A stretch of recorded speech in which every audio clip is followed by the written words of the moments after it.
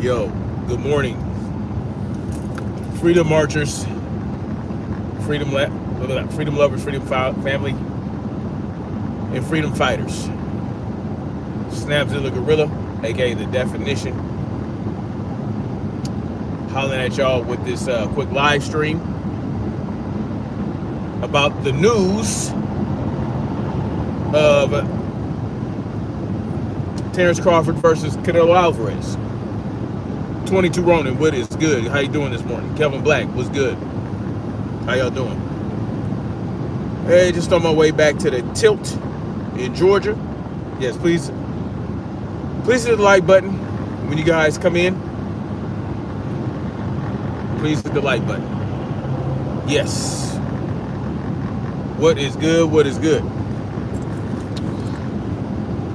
Just a little side note. The air has been a little funky, y'all. The air, this overcast that we have had, is very interesting. It kind of reminds me of the air in LA when I was living out there, which is not a good thing. Not a good thing. Yes. Back to the Tilt. Yep, that is LA slang for sure. Yeah, the air is not good out here, man. It has not been feeling good for me. You know what I'm saying? There's something in the air that is a little bit funky. You know what I mean? Jay with Open Eyes 4 touched on that as well.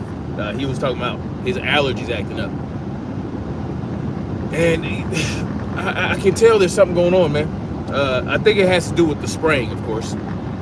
They have been spraying last week. They sprayed last week a whole bunch.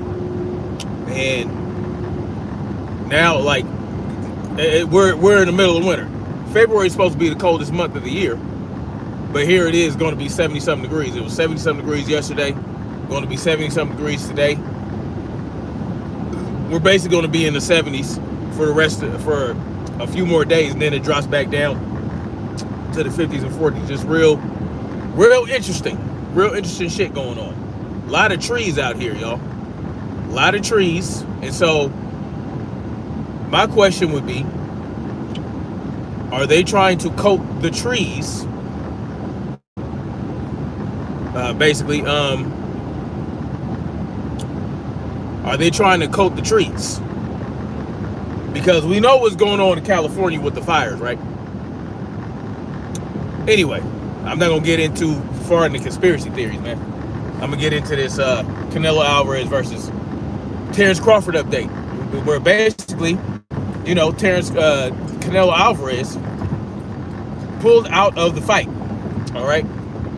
Pulled out. And, you know, that was his decision as a grown-ass man. And, you know, I wasn't surprised to hear this.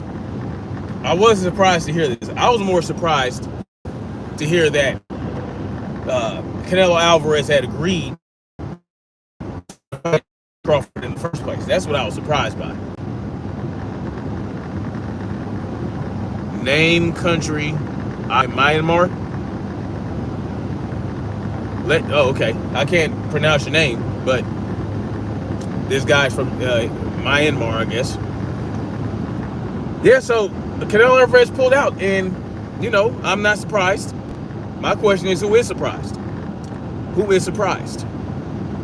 Right? Can we really be surprised? Listen to Canelo's, you know, rhetoric whenever you ask him to face a tough opponent.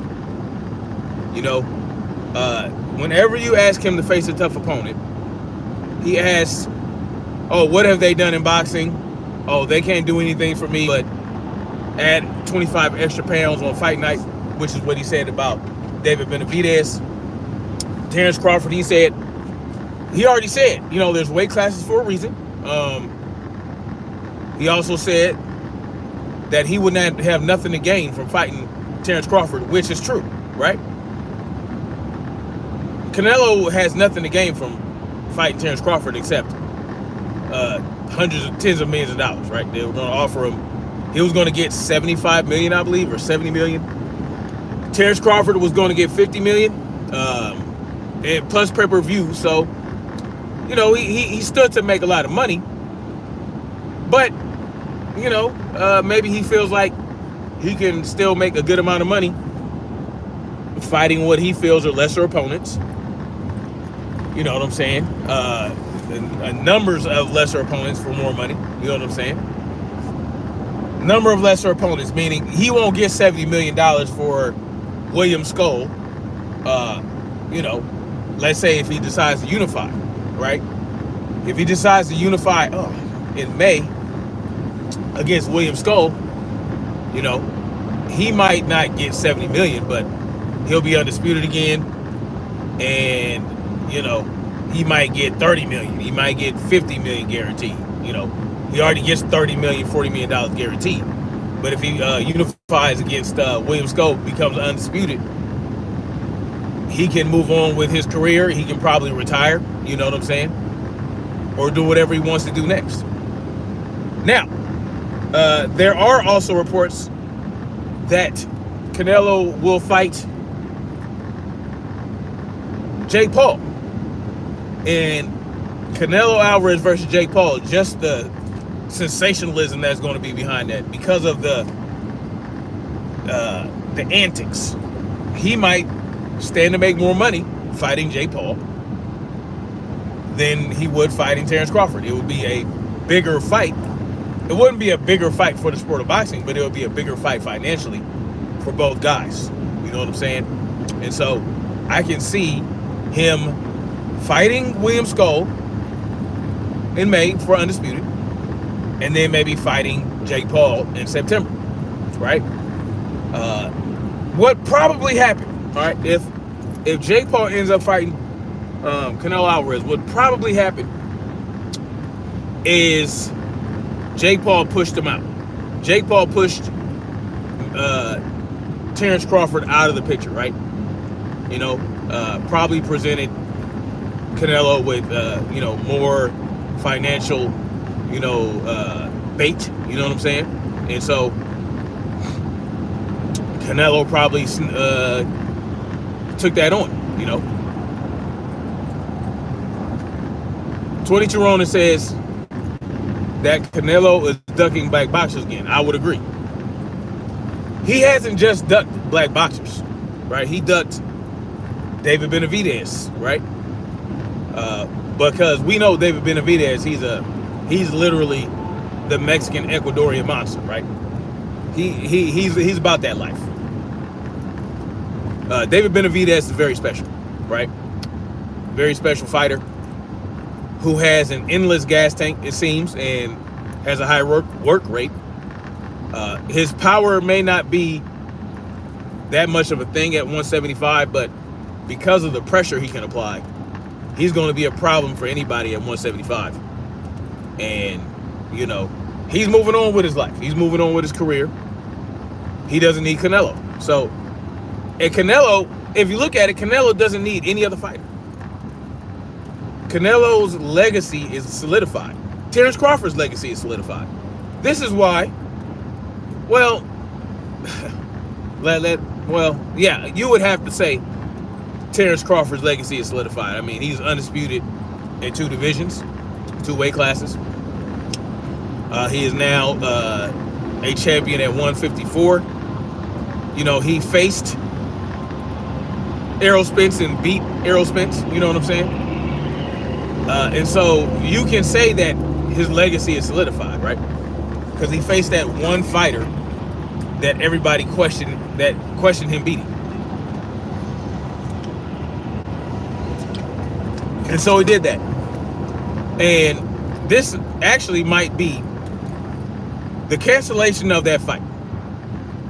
Might be the best thing for Terrance Crawford's legacy. Think about it. You know, there are a lot of people that wanted this fight to happen. They thought it was good for boxing. I don't see how necessarily it was good for boxing, other than putting on a big fight between 2 fighters that everybody wanted to see fight. But outside of that, what else could it do for the sport of boxing? I don't know if I could answer that question without digging into it a lot. But it could be a silver lining for Terrance Crawford. Terrance Crawford might be better off not fighting Canelo right now. Why? Because, well, he can make history by becoming a 3-division undisputed champion. And he only has 2 fighters to face to make that happen. All right, we got somebody saying they're from Russia. Okay. Welcome to the channel.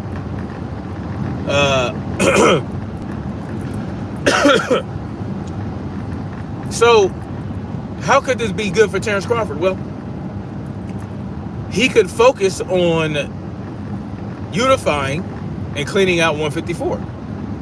You know what I'm saying? Sebastian Fundora has 2 belts. Bakram Murataliyev has a belt, and he has a belt. So he has 2 fighters, right? He has 2 boxers in the way of him becoming undisputed. He can become undisputed in the 3rd weight class by the end of this year. You know what I'm saying? Now, he might not get, he's not going to get $50 million probably for Bakram or Sebastian Fundora. But he could get maybe 30 million. Maybe he can get a guarantee of 30 million. Maybe Turki Al-Sheikh pays him 30 or 40 million to fight Fundora, and maybe 10 or 20 million to fight Bakram. These are going to be challenging fights for him. Because we all know, well, we should know, or in my opinion, I'll say, judging by how you are supposed to score boxing, right? Judging by how the judges are supposed to score boxing, you know, using judging ring generalship, you know, effective aggression, good defense, and clean and hard punches, right? Based on that, he lost to Madrimov. So, you know, I'm not saying he should rematch Madrimov right away, but he should definitely, you know, he set his sights on 154 for a reason, right? He moved up to 154. He said he wanted to become undisputed in the 3rd weight class. All right, you're not going to fight Canelo Álvarez. We just forget about that. Canelo Álvarez is not going to fight Terrance Crawford. All right, so now what can we focus on now if we're Terrance Crawford? You know, I would focus on maybe fighting Bakram first, right? Fight him in maybe I don't know if Bakram has a fight coming up. I need to look into that. Fight Bakram, you know what I'm saying? Snatch his belt. Fight him in May or June, and then maybe November, December, he can fight Sebastian Fundora, depending on what Sebastian Fundora does. Because we know Sebastian Fundora is no longer going to be fighting Errol Spence. And maybe, just maybe, the champion in recess, which I don't even know which belts he's the champion. I think the IBF actually took their belt from Jermell Charlo. So let's say Jermell Charlo comes back. That could be a mega fight. So Terrance Crawford has 2 potential mega fights at 154. Knock off Bakram, then fight Sebastian Fundora, or let's say Jermell Charlo comes back, fights Sebastian Fundora. Let's say he beats Sebastian Fundora. Well, guess what? Now you have a fight between Jermell Charlo and Terrence Bud Crawford. The build-up to that fight could be out of this world. You know what I'm saying? Just based on storyline, you could get, you know, you got the rivalry, you got, you know, Errol Spence brother, basically, not legit brother, but, you know, his Texas brother, his Derrick James brother, you know what I'm saying? Jermell Charlo, Errol Spence, avenging Errol Spence's loss. to Terrance Crawford. You know what I'm saying? That could potentially be a super mega fight. Super mega fight, right? You know, Jermell comes back, gets this. Why is this? Come on, bro. Come on. What the fuck are we doing, bro? Why are you in this lane? You know, going slow as fuck. Jermell Charlo versus Terrance Crawford. The potential storyline for that. That's going to be a mega fight. That's going to be pay-per-view. That could potentially do over 1 million pay-per-view buys. Terrance Crawford can get a huge guarantee. Jermell Charlo can get a huge guarantee. You know what I'm saying?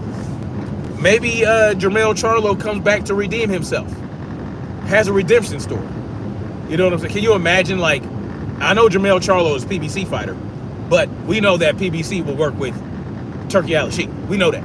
I think Bud is a promotional free agent. You know what I'm saying? He's going the path of Devin Haney. So, you know, he can work with anybody. And there's really no excuse for this fight not to happen. Jermell Charlo was already talking about coming back at 154 and getting his shit back. You know what I'm saying? And so, I think he's still a championship in recess with the WBL, WBA, and the WBC. I'm not sure about that 100%. But I know he's not with the IBF. I think the IBF stripped him, as they tend to do. And so, that could be a big fight. You know what I'm saying? Canelo, he doesn't have very many big fights left in his division. And that's probably why he's going to fight William Skull and then go on to fight Jake Paul. I could see that fight happening. Now, Jake Paul is a real boxer, y'all. He's a real boxer, and he's ranked. I think he's ranked like in the world. You know, I think he's number 30 or number 29 or something like that. I think BF was talking about that. But you know, yeah, he trains as a fighter. He lives like a fighter. He does. You know what I'm saying? He is literally a professional boxer. You know what I'm saying? Even though he hasn't really fought any legit professional boxers outside of Tommy Fury. You know, that is going to be the biggest mega fight for Canelo. So I think what probably I wouldn't say that Canelo Álvarez is scared of Terrance Crawford. I don't think he's afraid to lose to Terrance Crawford. I think he just made a decision based on financial shit. I think he just made a financial decision. I think he made a mix of a legacy and financial decision. The legacy being him getting the belt back, getting the IBF belt from William Skull, right? That's the legacy part. Being a two-time undisputed champion at 168. And then fighting Jake Paul is about the bread. You know what I'm saying? So I think when it came between the choice of fighting Terrance Crawford and fighting Jake Paul, I think he just chose Jake Paul. Probably, right? Not sure if that is solidified yet. Not sure if that's going to be a thing, but we'll see. And so that's what we have. We have Terrance Crawford. It's not over Terrance Crawford. This might actually be a good push for Terrance Crawford to get his third undisputed status in the third weight class. You know what I mean? I think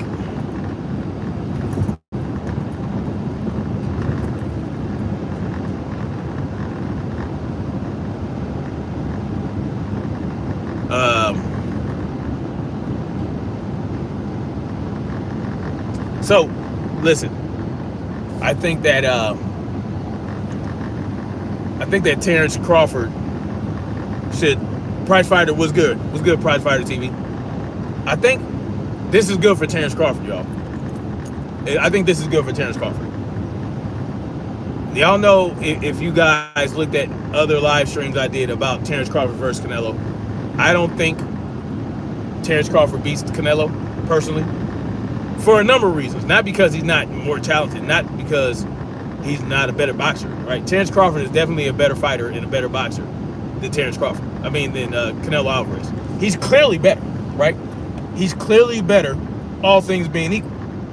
All things will not be equal when he faces Canelo. It just will not. It doesn't matter if Turki Al-Sheikh is putting the fight on, right? Because there are a lot of questionable things that Turki Al-Sheikh does. Turki Al-Sheikh is not the perfect fight putter on her. You know, I don't want to call him a promoter. What do you call him? Turki Al-Sheikh is a financier, right? He is a boxing financier. He pays to see fights. And we know that there are certain rules and shit that go on in Saudi Arabia where, you know, they're supposed to be very stringent with drug cheating and all that other shit. Like, you don't want to get caught in Saudi Arabia cheating, supposedly. But Turki Al-Sheikh has done some questionable things, right? Some questionable things, right? And this fight would have happened in Las Vegas at the Raider Stadium, but still, it still has Turki Al-Sheikh influence all over the place. Turki Al-Sheikh is ostensibly good for boxing because he makes the fights he wants to see, which just so happens to be the fights we want to see. But he's not doing it for us. He's doing it for himself, right? And he's not doing it for profit, supposedly, right? But if you look at what he's done, if you look at certain moves he's made, he bought the boxing division of DAZN, and he bought Ring Magazine. That's not something you do if you're not looking for any profit whatsoever, right? I think he's looking at the long game, right? Which for him, who knows what that's going to be, because he has a brain tumor, an inoperable brain tumor. And he might not be around that long, but he might be setting his countrymen up for the long haul in the sport of boxing to profit, right? Yes, we want to say, you know, Turki Al-Sheikh's not looking for profit, but again, he's done things that, to me, it looks like the long game is at play. The long game is at play. You know what I'm saying? So I think that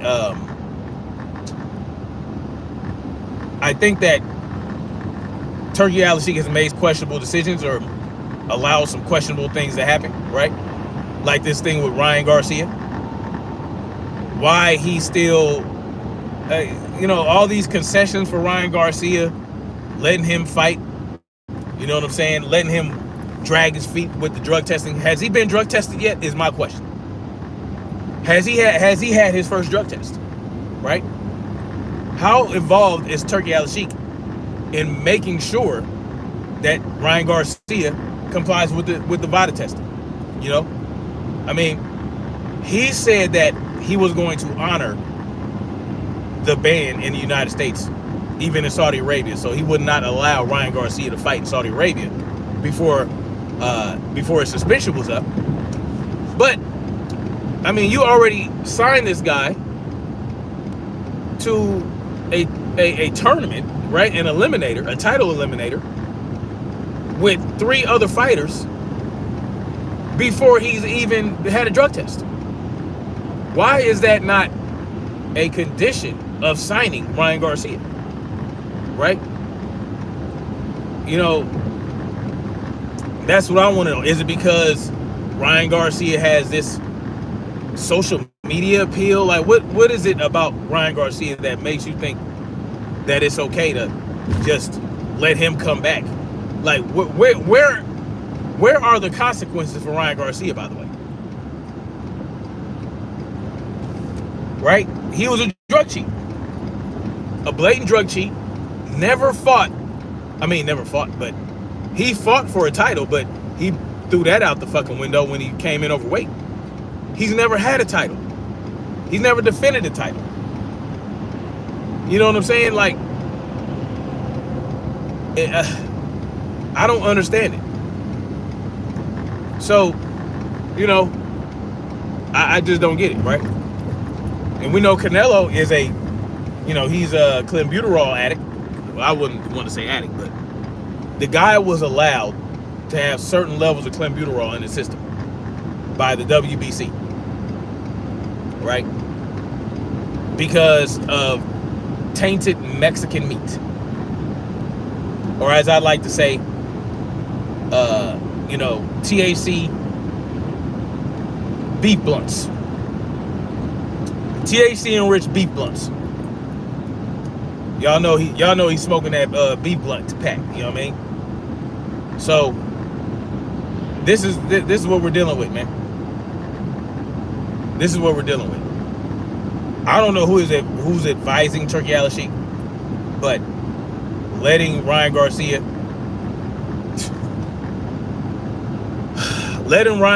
drag his feet on drug testing is wild and crazy. Before you even sign the guy, right? You sign the guy, he still drags his feet with the drug testing. He dragged his feet signing up for VADA. Pitbull pulled out. You know what I'm saying? He's supposed to fight Pitbull. Pitbull pulled out because whatever reason that was. And so,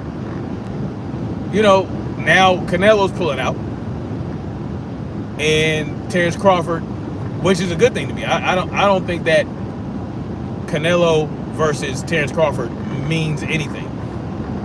It doesn't do anything for either of those guys. It does nothing. It does nothing. Terrance Crawford has to gain weight, fighting a division he never fought before. He's not even acclimated to 154, in my opinion. He's not acclimated to 154, but he's supposed to go up to 168. I know other fighters have done it throughout history, right? They've done it throughout history. That doesn't mean that everybody can do it throughout history. That doesn't mean that every elite fighter can gain 15, 14 something pounds and fight an elite fighter like Canelo Álvarez and come out on top. That does not mean that every fighter can do it. Just because a few fighters have done it, just because certain fighters have done it in history, doesn't mean that Terrance Crawford is going to do it. And the only reason I feel like he's going to have a problem at 168 is because of his fight with Madrimov at 154. If he had dominated Madrimov in dazzling fashion, just dominated, not even stopped him. If he had dominated Madrimov, I would feel a lot better about him going up to 168. I still wouldn't like it, but I still feel better about it. But as it stands, he was not dominant against Madrimov at all. Not even close. He lost to Madrimov, in my opinion. He lost to Madrimov. And so, with that, bearing that in mind, yeah, I know. Canelo does not fight like Madrimov. I know this shit. I know. He doesn't do the herky-jerky. Y'all like to say herky-jerky. I didn't see herky-jerky.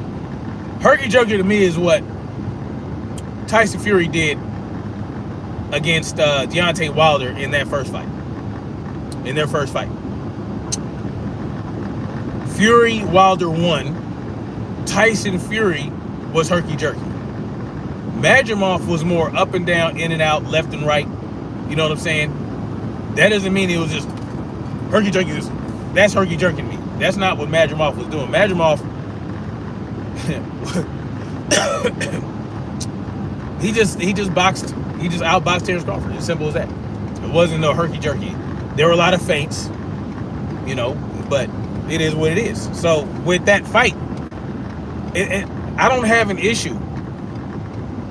I don't think that. I don't think that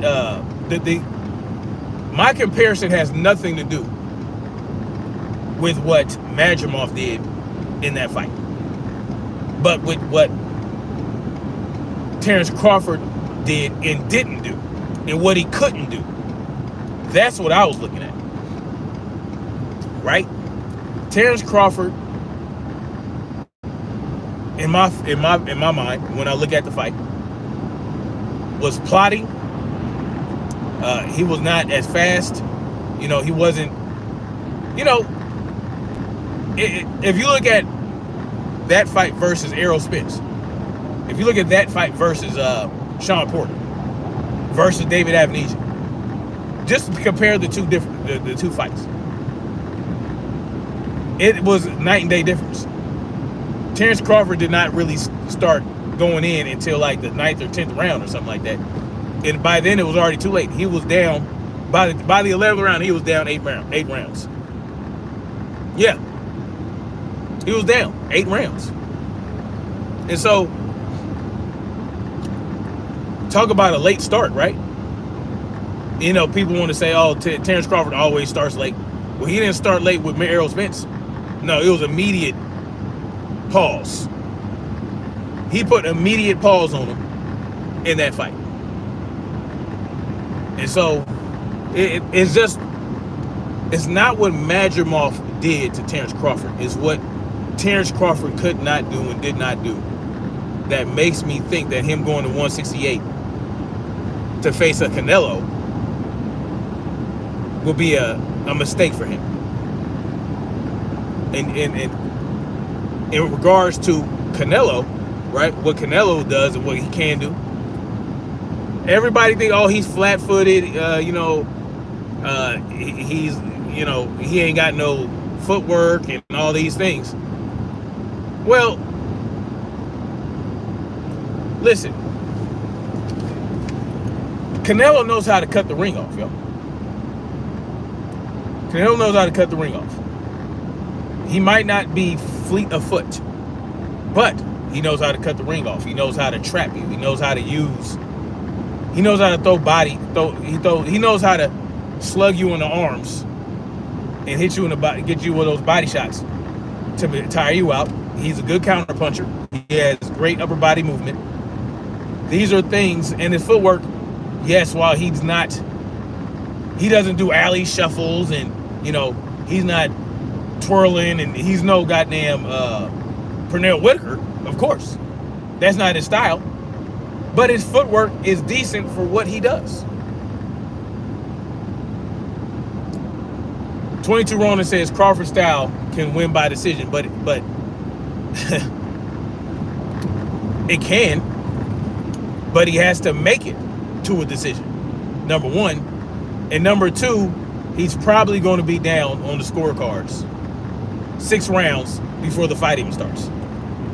That a lot of people say that, and I believe it. Yes, Crawford's stylistically, he can outpoint Terrance Crawford, but he has to make it 12 rounds. He has to make it 12 rounds. I mean, Caleb Plant outboxed Canelo Álvarez until he couldn't. Right? People like to use Caleb Plant as an example as to how Terrance Crawford can beat Canelo, but it's like y'all forget that Canelo won that fight. He stopped Caleb Plant. He, Amir Khan was putting the beats by Dre on Canelo. Just completely outclassed and outpunched him. Not outpunched, but outpointed him. And then, what happened?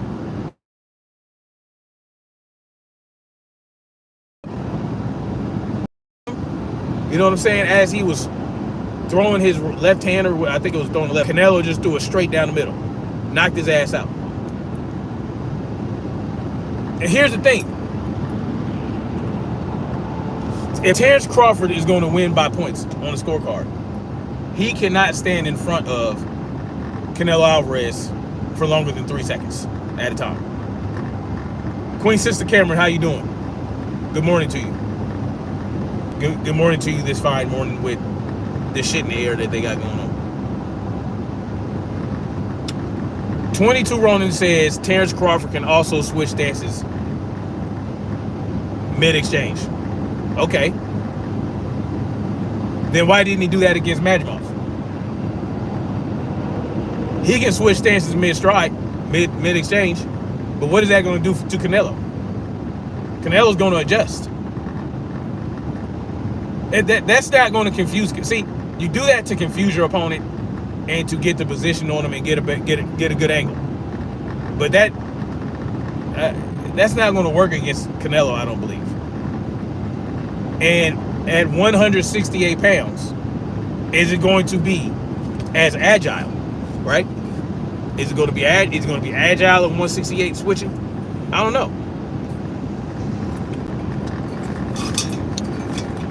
He could. You know, you never know. Terrance Crawford might not have any issue at 168. He might not. And if he'd never fought Madrimov, or if he'd have beat the shit out of Madrimov, I would say, well, good goddamn, Terrance Crawford is going to whiz ass up Canelo Álvarez. But he didn't. Listen, he fought Madrimov. It did not look good against Madrimov, and he lost against Madrimov. Lost. Now he won officially, but he lost. He lost that fight. This is why, y'all. This is why I'm having an issue with this fight. This is why I'm having an issue with this fight. Now, 147 to 154 is 7 pounds. It's just 7 pounds, right? That's it. You would think, oh, it's just 7 pounds. But those 7 pounds did something to Terrance Crawford that was not beneficial at 154 pounds for him. Not in that first fight. He did look lost as hell. He looked lost. He looked confused. Like I said, it's not about what Madrimov did necessarily. It's about what Terrance Crawford did and didn't do in that fight. That gives me pause about him fighting Canelo Álvarez at 168. And so this is, again, I think, a good thing for Terrance Crawford. Focus on 154. Unify at 154 until you get undisputed. You can do that by the end of the year, right? Backrom and Sebastian Fundora, seeing as how Errol Spence is no longer in the picture, they would both take that fight. And again, if Jermell Charlo comes back, fights Sebastian Fundora, and gets his belts, you talking about a mega fight at 154 for undisputed. Undisputed at 154. Terrance Crawford, Jermell Charlo. Jermell Charlo will try to avenge Errol Spence loss and shut Terrance Crawford up from talking all that shit in the ring. You know what I'm saying? Can you imagine all the little flashback clips? Terrance Crawford telling Jermell Charlo, you next. You know what I'm saying? It could be a big ass deal, right? Jermell Charlo, you know what I'm saying? Chatting it up with Errol Spence, discussing strategy. I don't know if Jermell Charlo stays with Derrick James, but you know, it could be Derrick James versus Bomac again. That is, to me, I think that's a bigger fight than Canelo. Real shit. Financially and legacy-wise. So you're taking care of two fronts. You're taking care of the legacy front and the financial front when you fight Jermell Charlo. You know what I'm saying? That is a much bigger fight. That is a much bigger fight with greater potential at 154. You know what I'm saying? Now, 154 is already a great division as it is. You got a lot of great fighters at 154. You know, there are a lot of great. I mean, listen. Again, can you imagine? Let's say Terrance Crawford beats Backrom and then beats Fundora or Jermell Charlo, and then has to rematch Madrimov because Madrimov becomes his fucking mandatory at WB. Which one does Terrance Crawford have? I think WBA. Can you imagine that? Terrance Crawford versus Madrimov in a rematch next year, and he gets to answer the question. He gets to answer the question, right? He done had 3 fights at 154, got accustomed to it, maybe found his power again. You know what I'm saying? Maybe he stopped Charlo, maybe he doesn't. Maybe he stops Backrom. That's gonna be a tough fight as well. If y'all thought, I mean, if we thought Madrimov was tough, Backrom That motherfucker a puncher right there. I mean, listen, that's gonna be that would be a tough fight for Terrance Crawford. Can you imagine? I mean, that could be a very intense showdown right there, just against Bakram. But Terrance Crawford has, listen, it's not like he doesn't have a path. He has a path at 154 that could cement his legacy to where there's no fucking question. He fights Bakram, good for his resume. He fights Sebastian Fundora, excellent for his resume. He fights Jermell Charlo, excellent for his resume. Rematches Madrimov. Maybe Madrimov fights a couple people, you know what I'm saying? Brings himself back up, makes himself look great, builds his resume. You got a Madrimov versus Terrance Crawford showdown next year.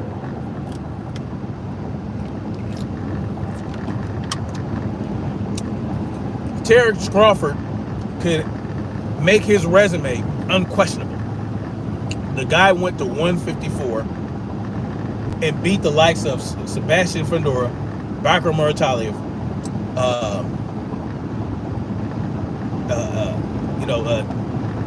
what's his name? Jermell Charlo. And then maybe he goes to 160 after that. Goes to 160. I know he's 38, 39 years old. Maybe he goes to 160. Jermell Charlo comes back. Who knows? The potential is there. Again, Canelo, you know, beats William Skull. Becomes undisputed again. Fights Jake Paul. And then rides off into the sunset. Maybe does expedition matches after that. But I do know that this is what I think should happen. What should happen if Terrance Crawford ended up fighting Canelo? If Terrance Crawford leaves 168 or 154 to fight Canelo Álvarez, he loses his belt, gets stripped. That just has to happen. And he fights Canelo, bada boom, bada bing, for undisputed or whatever. Now he's undisputed at 168, but who he's going to fight? Who's he going to fight?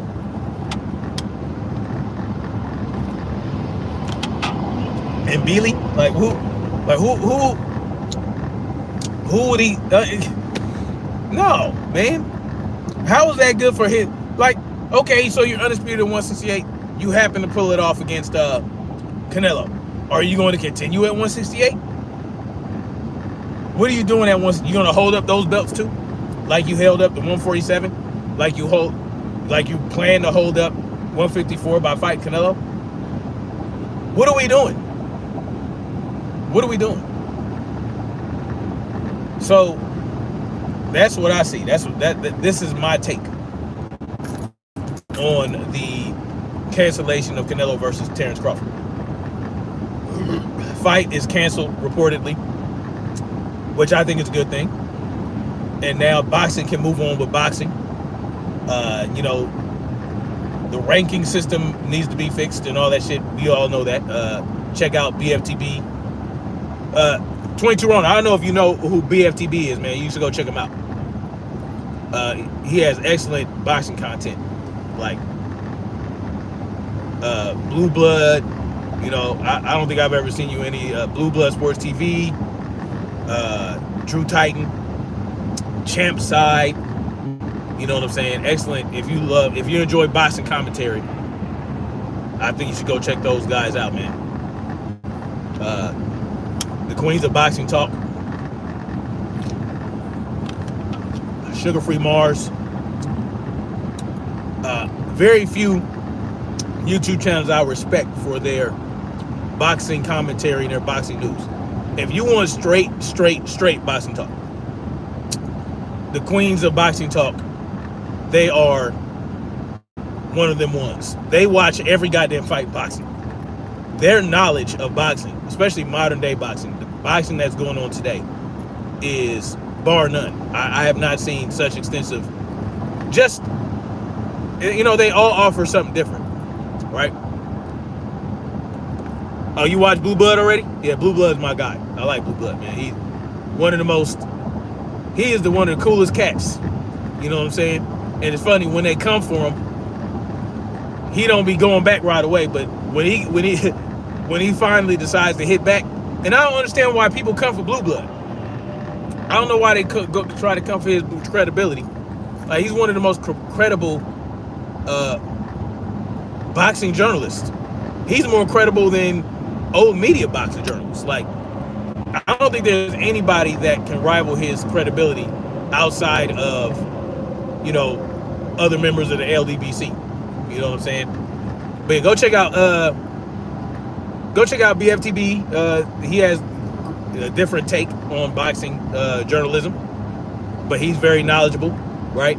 Very extensive knowledge. He does a lot of research. And so, Champ Side, very extensive knowledge. He's covering a lot of the football, Super Bowl right now. But check out Champ Side. His knowledge is for a cat as young as him. You know, he has very extensive knowledge and all that good stuff. Check out Drew Titan, very extensive. Stormy B Man, you know, a great boxing historian as well. He's up there with Blue Blood. You know, so go check those guys out.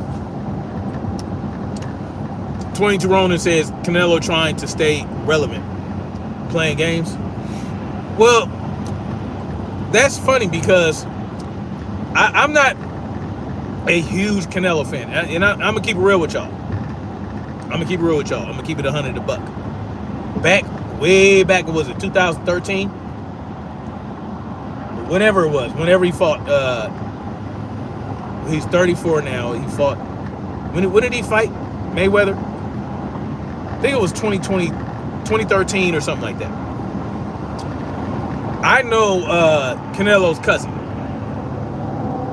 cousin who grew up in Los Angeles. Looks like a white boy, real talk. His cousin, his name is Daniel Álvarez. Looks like a white boy. I thought he was white for a long time. But he's a Spaniard, right? So he's a Spaniard Mexican American, if that makes sense. He's pure European. He's just Mexican. Get what I'm saying? So he doesn't have any Azteca blood, I don't think. The Alvarez might have some Azteca blood, but not very extensive. But yeah, Daniel Álvarez, hell of a boxer as well. He was a boxer. You know, just from a young kid, they all box, right? I know Daniel. I grew up with him, and we used to, you know, spar and all this other stuff. He showed me a lot of stuff with boxing growing up. Man, that motherfucker hit hard though, man. Them Alvarez hit hard.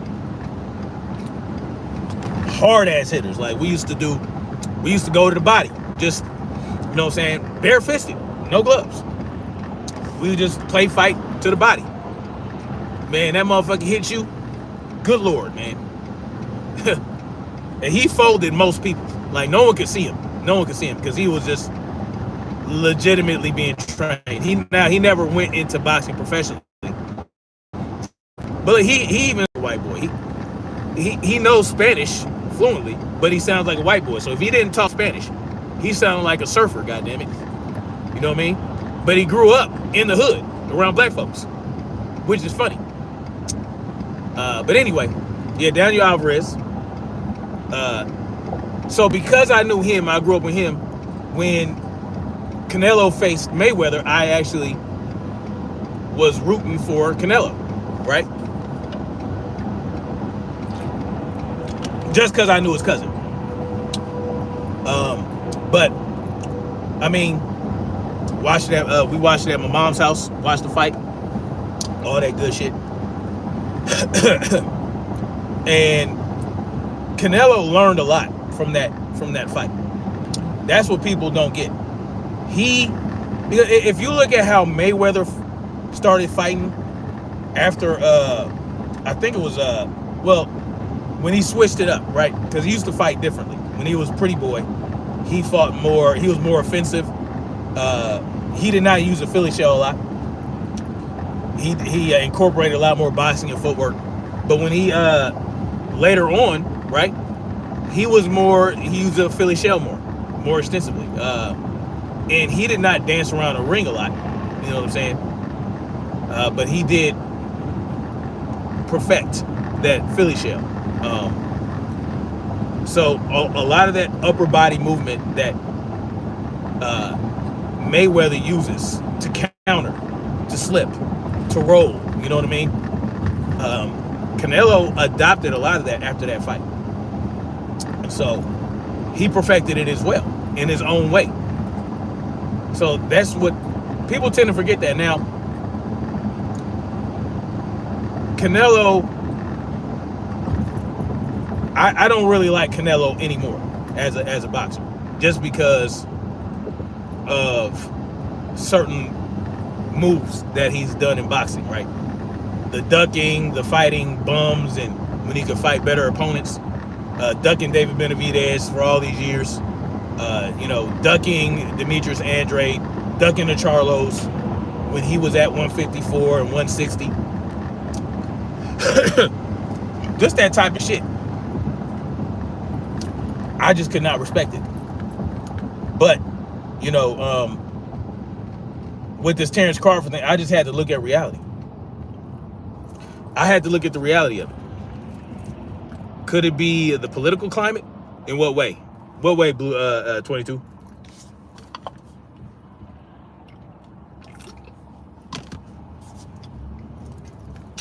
In what way would it be the political climate? I don't know if it could be the political climate. Speaking of which, I'm about to do a live stream in a minute about Donald Trump. Damn, I got an hour and 23 minutes left in this drive. Anyway, where is this traffic coming from all of a sudden? Jesus Christ. Oh yeah, I'm outside of Augusta. That's probably what it is. Yep. Oh, ICE arresting fans? Is that what they're doing? Well, ICE is arresting a lot of people. And what's funny is they're starting to put some of those immigrants in a Guantanamo Bay. I don't know why. I don't know what the purpose of that would be. Because guess what? You put them in Guantanamo Bay. We're responsible for Guantanamo Bay. Taxpayer money goes to that. It's very possible. I mean, if ICE is doing all these raids, yeah, some of those people might be, a lot of them might be Canelo fans. I don't know.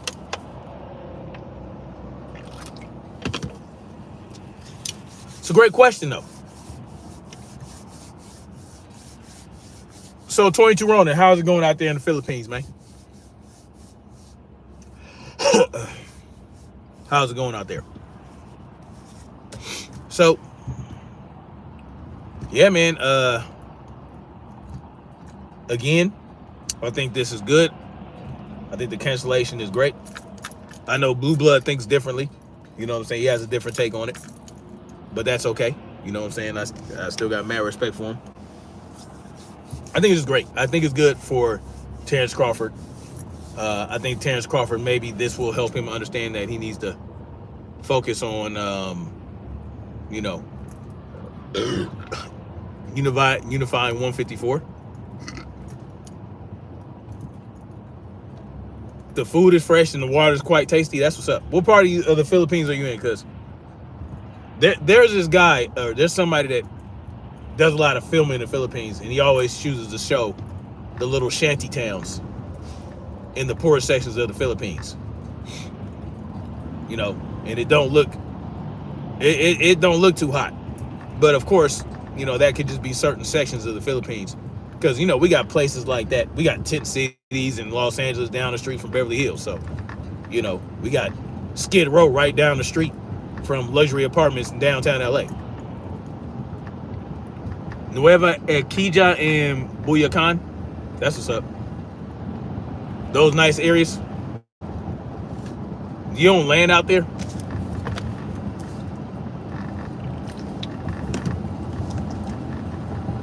I might have to come visit, man. Might have to come visit just to see what it's talking about.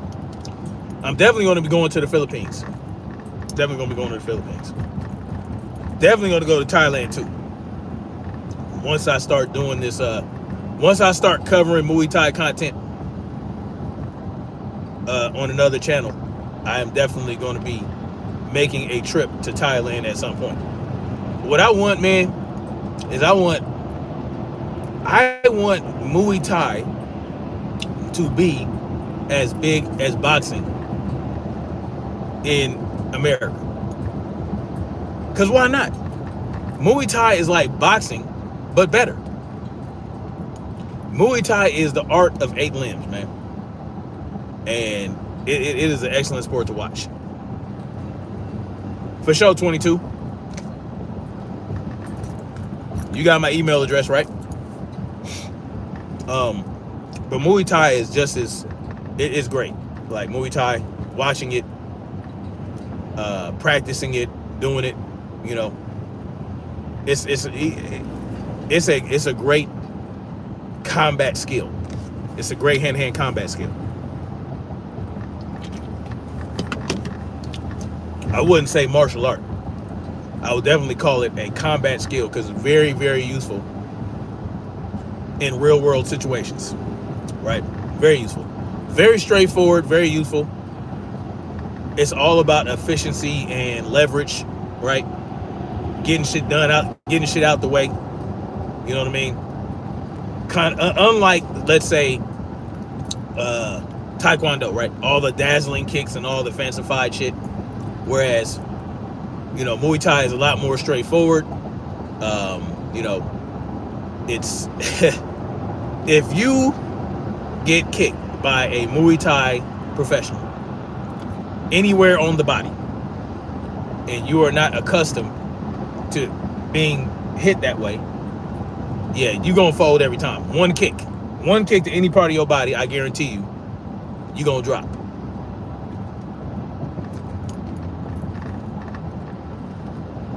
I have not seen the Raid 2, 22 on it. I don't even think I saw the Raid 1. Is it based in the Philippines?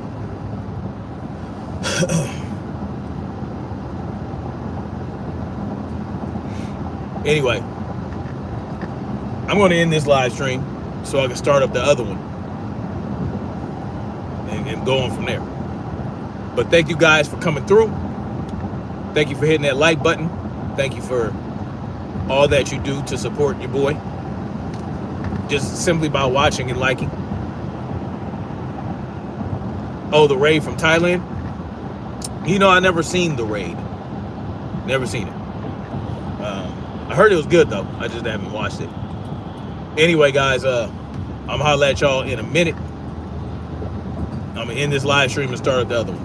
All right? So, thank you guys for coming through. Much love.